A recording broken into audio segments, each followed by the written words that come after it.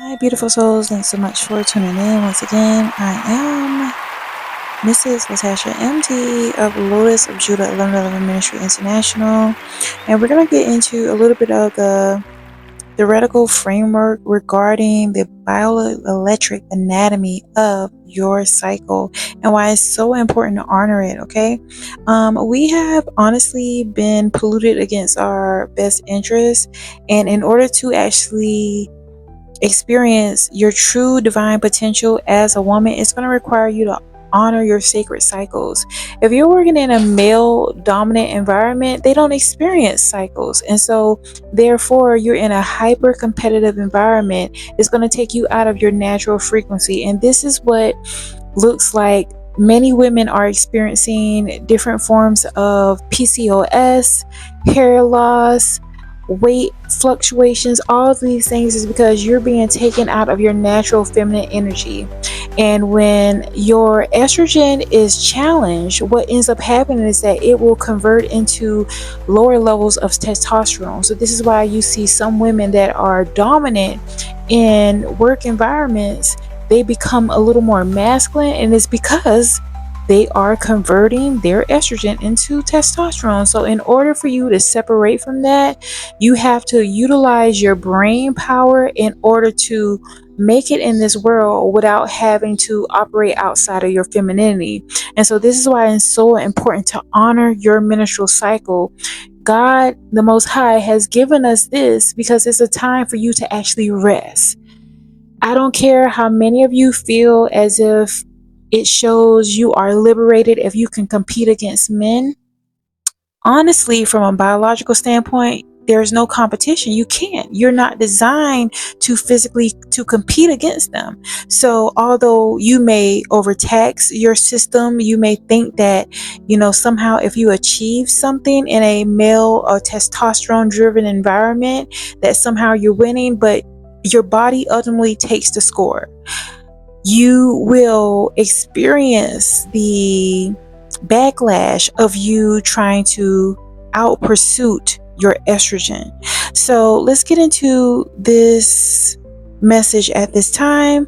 Again, all praises to the Most High, Yeshua, Jesus Christ, and reverence to the Holy Spirit, Divine Mother, the Ruach HaQadosh. So the menstrual cycle is a secular phenomenon, which means that traditionally it's been viewed through the lens of making sure that you take time to rest.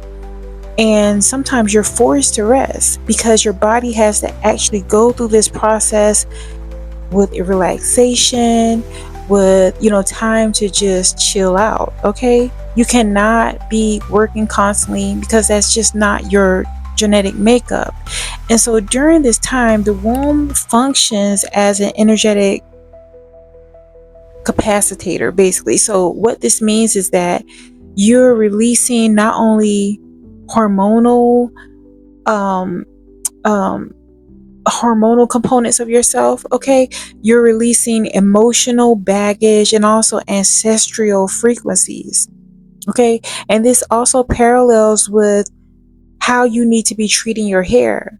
You may have heard like elders say, some of you, if you had like women in your family, they would tell you without any explanation, but they would say things like, make sure you're not submerged in water, maybe do like a bird bath. Okay, I'm not saying to be stinking around here, but you're not supposed to be submerged in water during your cycle. You're not supposed to wash your hair during your cycle because it causes decay with your organs. Because what happens is that you are interfering with the whole bioelectric current that your body is going through. So what this looks like is, for instance, you may be a lot more irritable, you may be more argumentative, you may be just straight up insane during that time, and it's because you are affecting your central nervous system. Okay, although you may think like, oh, well, it's no big deal, I'm just washing my hair, you're supposed to have your head covered for a reason. This is why you may experience, especially those of us that experience anemia, okay, when you have low blood per se, you could be someone that you're highly feminine. That's really what it correlates with, and you have to replenish yourself. Again, our foremothers may not have had the vocabulary to express it, but basically they're telling you just to sit down and chill during that time. Basically, not do too much, take care of yourself, because our hair acts as an antenna, and when you submerge it in water during that time, you are misaligning the bioelectric signals that are going out. Okay, so also I want to give credit to the actual physician, Dr. Jewel Pookrum, who kind of put me on, I don't know, I stumbled across her lectures a couple of years ago when I was searching for holistic ways of dealing with a premenstrual disorder. So basically, like when women get really emotional and sad during that time, and I stumbled across her work, and she basically gave me insight into a lot of the things that were told to me, and I was kind of going against it because I'm like, yeah, that, you know, old folks don't know what they're talking about. But when my grandmother, paternal and maternal, would say things like, you know, cover your head, make sure you're dressing warm, you know, all those things we kind of dismiss because we think like, you know, they're old folks, they don't know what they're talking about. But they actually was giving us keys to actually maintain our youthfulness and maintain our femininity. And again, Dr. Jewel Pookrum gave a lot of insight into the biospiritual components of why that is such. So let's get further into this message. So we're going to focus a little bit on the electromagnetic significance of the womb. Okay, so within her work, okay, she speaks a lot in regarding to honoring ourselves as women and how that is a necessity, especially, you know, in correlation with the masculine. Okay, and in no way am I a feminist. I am a mother of sons. I am married, so I just want to put that in there, because anytime we're kind of speaking about things regarding holistic health, regarding women, people kind of get it twisted and think that we're feminine, you know, lesbian and stuff like that. To each his own, but that's just not my thing. So when we think about during the menstrual cycle, okay, we're releasing a lot of energy when it comes to cellular waste and toxins. Okay, this is not only processed from our liver but our circulatory system. Then people don't really pay attention to this because we live in a very capitalistic society, but emotional residue. So trauma-based frequencies that may have been stored in our body, ancestral things. So you may be feeling like very reminiscent of things from your past that may comes up during your time of the month. This is because your body is constantly in a renewal state, and a lot of the same DNA matter that comes from your mom, your grandma, your great-grandma, okay, that mitochondrial DNA that passes down from woman to woman, this stuff comes up during that time for a reason, and it's because your hormones are rebalancing. So this is preparing your endocrine system for your next ovum phase. And so how all this correlates is that although, you know, you're experiencing these things, I know some people try to, you know, they feel like they're tormented, but you feel tormented because you're not understanding the whole bio-spiritual component to why you are going through these changes. You have certain memories come up because your body is not only releasing some of these things, your body is releasing ancestral trauma, and it's also getting into a state of renewal. And so basically your body is acting as a messenger. And when you're ignorant to that fact, you begin resenting yourself as a woman. Okay, that's a lot of the whole self-hatred that we have to heal from. Okay, it comes from these things when we're supposed to be honoring it. If you think about the ability to be able to bring forth life into this earth realm, maybe you'll see that that is a very powerful position to be in. It's not a curse, it's actually a blessing. So let's move to our next phase of this regarding the importance of honoring your hair and the neural melanin antennas that they are. So many of us, okay, but especially being within this society, in order to acclimate and survive, basically we have to conform in some aspects. But when you come out of this collective level of psychosis, when you actually enter into valuing yourself, you realize that a lot of things were basically lies given to us for us to be denatured. Because if you understand the power of the antennas that is your hair strands, okay, the coil is very similar to electrical coils, and so that's what it's modeled after. And so there is like a lot of conductive properties that come along with this. And so in relation to the importance of not exposing your hair to water during your menstruation cycle, is because our hair bonds, these antennas are very sensitive. And so the fluctuations between your hair shafts and you actually going through this purification process, it can affect your pineal gland. Yes, the third eye, your ability to be intuitive, your ability to be rational. Okay, because there is a connection between the pineal and the pituitary connection. Another thing too is that it could affect your lunar cycle. So what this looks like is you may extend your menstrual cycle. So whereas your cycle may last for a few days, for some people, if you are defying the laws your body wants to obey by, like for instance doing things, trying to say, oh, you know what, I'm gonna take some birth control pills and I'm not even gonna have a cycle. Okay, your body keeps a score. Your body is going to overcompensate in some way. The body is going to go through its cycles, whether you try to defy it through alternative synthetic means or not. It's gonna honor itself for survival. And so in order to honor what's happening, okay, the bioelectric field of menstruating women establishes this strong crown to womb polarity. So there is a strong connection between your head, literally your hair shafts and all that, and your womb. I also created an illustration. I'm gonna link it. I think I have a post here, so I'll link the post so you can see it yourself if you're interested, so you can have a visual aid in what I'm actually speaking about.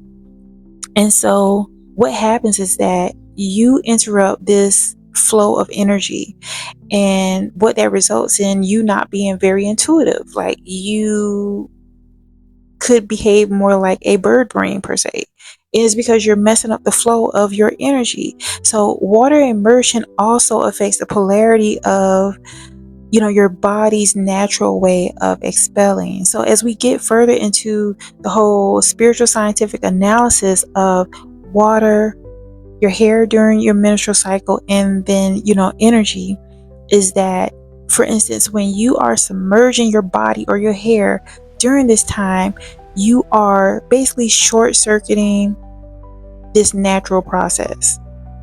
Furthermore, you are affecting, like I mentioned, your pineal gland.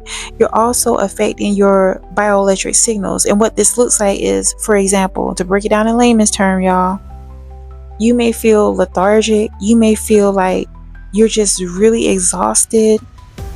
And it's because you are affecting, you already are hormonally imbalanced, okay?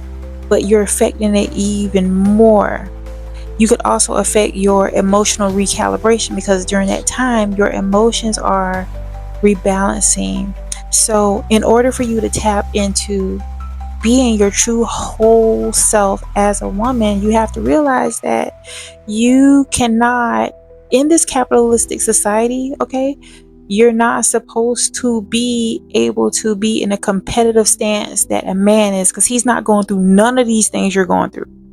If you really know the whole lunar cycle you go through, it's not just that visible week per se, because most people, it's like about 7 days per se. Your cycle is lasting weeks, not just that week that you actually see evidence of it happening. So when you understand this is why you require more rest. This is why you require more time to just chill. When you are operating outside of that alignment, what this looks like is you being highly sensitive in a negative way. All right. So let's get into also the correlations with our ancient cultural practices and why a lot of things that our, aunties, our grandmas, our moms, a lot of things that they told us, they may not have had a full way of explaining it verbatim, but when they would say like, you better not wash your hair during that time, or why you don't got socks on, or why you going outside with, you don't got layers on. They were not just being overprotective. They was not just being old school. They were actually letting you know, okay, this is how you are causing yourself to be in a state of disharmony from a molecular level, from a biological level. So let's take it back to ancient Kemet. Okay.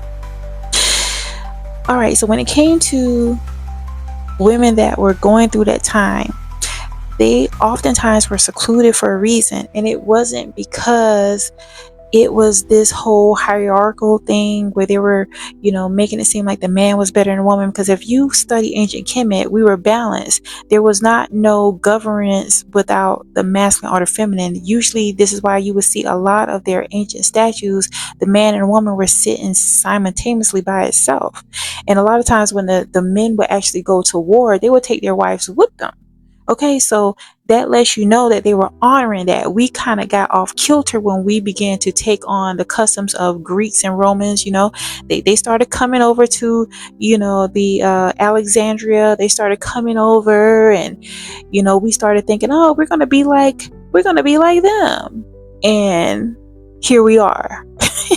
So in order to get things right, we got to get back on code to what worked for us. So as I mentioned about in ancient Kemet, the women were more so in seclusion during that time. They made sure that they were warm, conserving body heat, okay? And also they focused on meditating during that time. All right. I know some people get triggered when they hear the term meditating, but prayer basically is synonymous. Now let's go to the Vedic practices. This is in regards to East Asia. Keep in mind that Vedic practices are very akin to the practices of ancient Kemet. They upheld a lot of things when they migrated, okay? And so they also honor the lunar cycles, basically the moon cycles. So you notice how we just had a full moon, okay? And for reference purposes, anybody that works in the medical field, if you work night shift, especially during the full moon time, that's when you get an uptick of people coming in with, they will be having like wild situations happen to them. And it's because energetically, whether people are conscious of it or not, we're affected by the moon cycles. And this is where your energies are higher. People are more argumentative during that time. Emotions are higher during full moons per se. So therefore, by honoring your moon cycles, because our menstrual cycles are in alignment with the moon cycles, sometimes if you get a cycle twice during a month, that shows that there's something off within your life. There's some emotions either you're holding on to, or there's some type of disturbance. So in order to rectify that, you have to kind of move into a space of releasing things, whether that is through journaling, whether that is through moving your body, exercising, hydrating a lot more. But you do this in order to regulate your cycle. And again, that is from the Vedic practices. Another cultural practice is the indigenous Americas. Okay, so avoiding bathing in lukewarm water. This is why, like, okay, sometimes, for instance, I know me personally, and I know other women will say this, like, you prefer really, really hot showers or baths, and there is a cultural component to that. You may not have been aware of it, but that is because you are basically making sure that you're in alignment with the natural waters that is inside you. Of course, if you're not aware, we are about 90 plus percent water, and the water that is in us internally is warm. And so this is why, from an external factor, you want to take a very warm shower or a bath, and it's because you're basically on a subconscious level, that you need to continue that equilibrium. All right. And so this is something that's also practiced in our ancient indigenous cultures or Native American cultures, is to make sure if you are going to cleanse yourself, it needs to be in very warm water, warm to the touch, not just lukewarm. Okay. So that you don't interfere with this whole bioelectric process that's going through. So I want to get to, as we come to a close of this message, I want to get into some of the practical ways in which to honor yourself, hygiene wise, from an energetic standpoint when it comes to this time. Okay. And again, this is based on a lot of the work from Dr. Jewel Pookrum. You know, if you got the intellectual bandwidth to actually listen to her work, because it's not everybody's cup of tea, but if this is something you're interested in, I highly recommend her work. She's very insightful and she breaks it down, in layman terms, even though she's an actual physician. So we're going to focus on only 5 points of reference here. The first one, as I mentioned, is avoiding full body immersion in water. Okay, this is swimming. I know sometimes people say, during that time, I'm going to take a long bath. Okay, but what ends up happening is that afterwards you notice that you start feeling very much in pain. Okay, and you have all these other side effects. Your body is trying to let you know that you're doing something that is disharmonious to this process. So instead, what you want to do is you want to be able to, of course you shower, but still make sure you're not in there very long. The emphasis on not submerging your body in that water during this time, unless you want to have unbearable pain. I mean, that's just what it is. 2, refrain from washing your hair during that time. Okay, prepare in advance. This is why it's important to chart your cycle, because if you're charting your cycle, you write down, okay, and y'all, some of this stuff should be common sense, but I do realize that a lot of my sisters out here, you don't get the game from your mama, your aunties, or nobody. They just got you out here and you got to just thug it out and figure it out as you go along. So I'm trying to save y'all some of the embarrassment. I went through some embarrassing situations I had to learn the hard way. So chart your cycle. What this looks like is the day your cycle comes on, write it down, keep yourself a little calendar, or chart it on your calendar on your phone or whatever. And then during your cycle, record some of the things you notice during your cycle. What this does is helps you basically be in alignment with how you could avoid certain situations, because literally your cycle kind of has a pattern, and you'll begin to pick up on that pattern on what to expect, how you feel during day 1 to day 3, or blah blah blah. You get what I'm saying? As I mentioned about refraining from washing your hair, what you may want to do to deal with during that time, as I mentioned about charting your cycle, prepare, make sure that you washing your hair and doing all that stuff prior to when your cycle coming on. And by charting your cycle, you're going to kind of pick up, okay, well, I'm expecting my cycle to come on this week of the month. And when you're honoring the natural flow of who you are as a woman, when you're out here and you're not trying to be out here trying to compete with men, your cycle is going to come at the right time. For instance, most women that end up being in like very male dominant environments, their cycles get messed up for a reason. Either it don't come on, or they start feeling excruciating pain. Just because you're not seeing visual signs of your cycle coming on, what happens is that it's staying internal, and that creates disharmony within your body. All right. So to avoid all that, do your best to stick to your femininity. All right. Not overworking, not overcompensating. Scale down. You may have to downsize. All right. Do your best not to allow capitalism to get you to be denatured. All right. Let's move on to the third one, which is maintaining body warmth. So particularly focusing on keeping your womb warm. You may want to get like a heating pad definitely during that time. Okay, do your best to avoid taking medications. All right, big pharma, don't come bothering me, but I'm just saying, I'm focusing on holistic health and what has worked for me. So use a heating pad or something to that effect, or like a warm towel or something to reduce your pain. Because what ends up happening is that if you use any type of pharmaceutical interventions or meds per se, you can further exacerbate your problems. The fourth one is engaging in reflective practices. So what this looks like is, this is going to help facilitate the release of like stored emotions and ancestral traumas that may come up. This is not you being tormented, which is why these things come up. This is just a part of your ecology as a woman. We have mitochondrial DNA, meaning that our DNA, it is from generations to generations. So these things are coming up not for you to just feel like, why can I get over this or that? No, this is just a part of your cycle. So during that time, you may want to write more, journal more. If you are able to, try to get out and go barefoot grounding, like literally put your feet in the soil. What is also beneficial, which I used to think was just cuckoo crazy, like when we would have our cycles, my maternal great grandmother, she would make us like lay down flat on the earth, face down on the earth for a couple of minutes.